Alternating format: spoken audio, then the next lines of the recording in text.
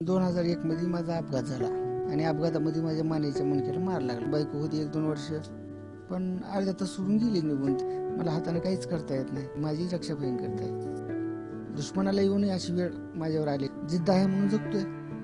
बघूया आता पुढे काय होईल. गेली 25 वर्ष भावासाठी वनवास सोसणाऱ्या बहिणीची अनोखी कहाणी. घर प्रपंचाचा विचार न करता भावासाठी धावा करणारी बहीण. सत्यवानाला सावित्रीनं मृत्यूच्या दाढेतून बाहेर काढलं, पण आधुनिक सावित्रीनं मंगळसूत्र फेकलं. बहिणीनं मात्र भावाचं जीवन सांभाळलं. मुलगा वंशाचा दिवा तर मुलगी दोन्ही घरचा दिवा अशी म्हण प्रचलित आहे.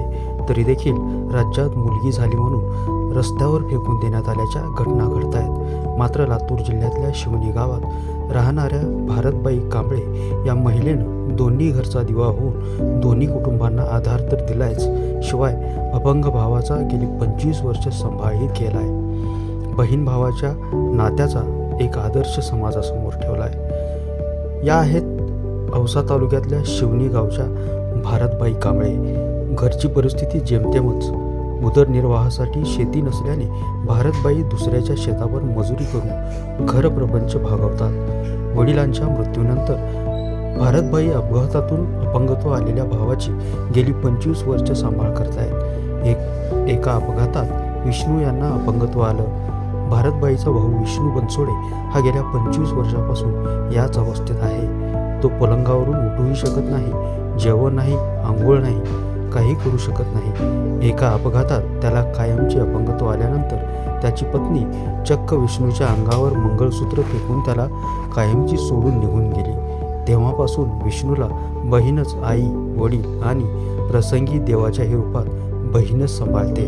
वर्ष झालं भावाचं दुखणं करते मी. अशाला पडून मानाचा मणक्याचं झाल्यापासून तेव्हापासून ते अशाला असं आतरणात आहे. तर मग आई वडील म्हातारे होते, त्याच्यामुळं आई वडिलाला होईना झाले म्हणून मी जिमा घेतली. मी 20 वर्ष झालं सांभाळले. जी का आहे ते 6 महिन्याच्या लेकरासारखं मी सांभाळते.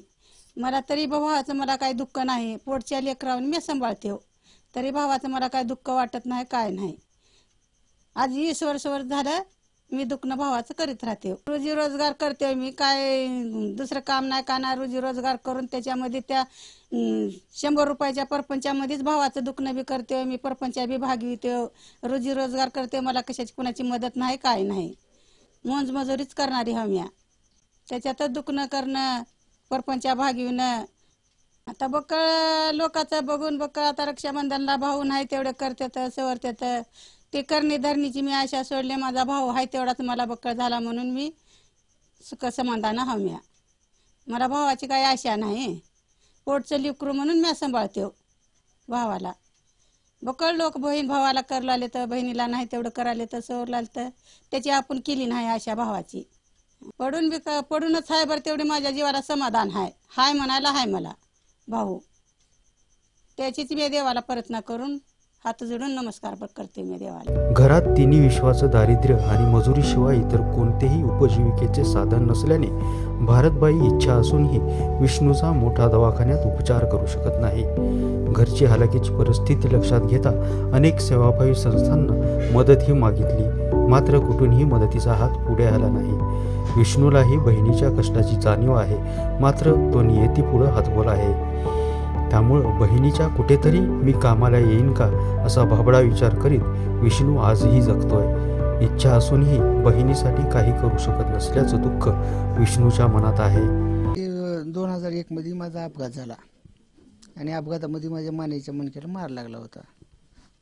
मार लागल्यानंतर मध्ये स्पायनल कॉर्डला मार लागल्यामुळे माझ्या शरीराची पूर्ण हालचालच बंद पडली. 2-3 वर्ष ट्रीटमेंट चालूच होतं. बायको होती 1-2 वर्ष. बायको करील, बाकीचं सगळं संगोपन करील अशी आशा होती, पण अर्ध्या तास सोडून गेली निघून ते. त्याच्यानंतर मग मला सांभाळ करायला फक्त आई होती.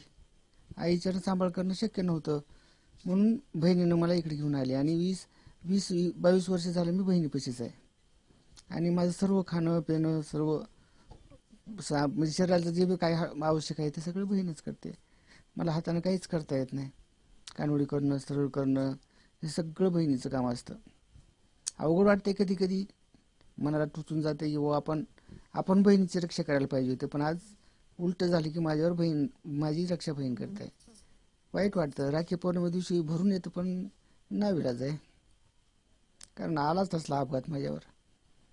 दुश्मनाला येऊनही अशी वेळ माझ्यावर आलेली आहे. काय करणार?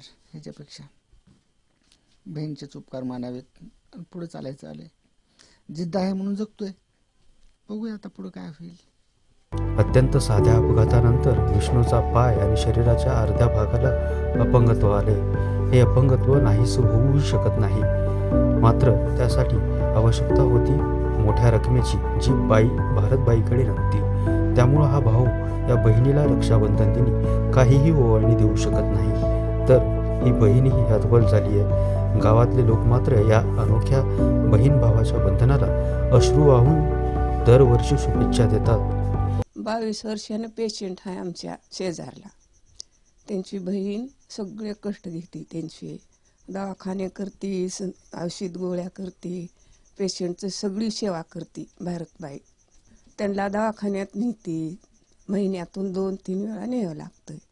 मग त्यांना जेवण हातानंच चारावं लागतंय, चमच्यानं.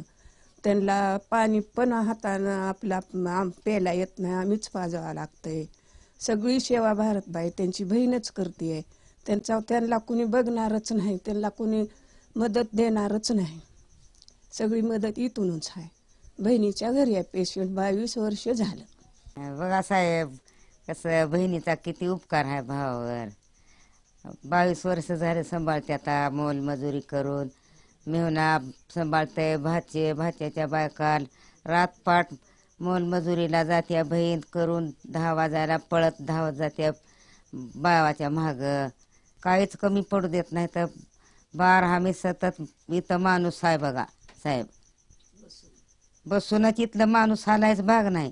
पाणी पाजावं लागतंय, भाकर चारावी लागते, सारंच हात चलना, पाय चलना, कंबर चलना, सारं लहान बाळासारखं आहे. हातानं जेवण, सारं पाणी पाजावं लागतंय. कुठवर असं राहायचं, कसं खायचं? कुणाची मदत नाही. तुमची तर राहावी मदत सरकाराची. कुणाची मिळणे, कुणाची एक आताच्या कलीला किती उपकार आहे ह्या मिळण्यावाचा बी, भाच्यावाच्या बायकावाचा, भाच्यावाचा. बघा एवढा आम्ही सतत रातपाटी इथं बघता, शेजारलाच हाव. भावानं बहिणीसाठी रक्षणाची जबाबदारी उचलणं म्हणजेच रक्षाबंधन. मात्र विष्णूच्या आयुष्यात त्याची जवानी म्हातारपणात गेली, ती फक्त बहिणीच्या प्रेमामुळं आणि इच्छाशक्तीमुळं. रक्षाबंधन दिवशी अशा या बहादर बहिणीला सलाम. नितीन बनसोडे, एकमत डिजिटल, लातूर.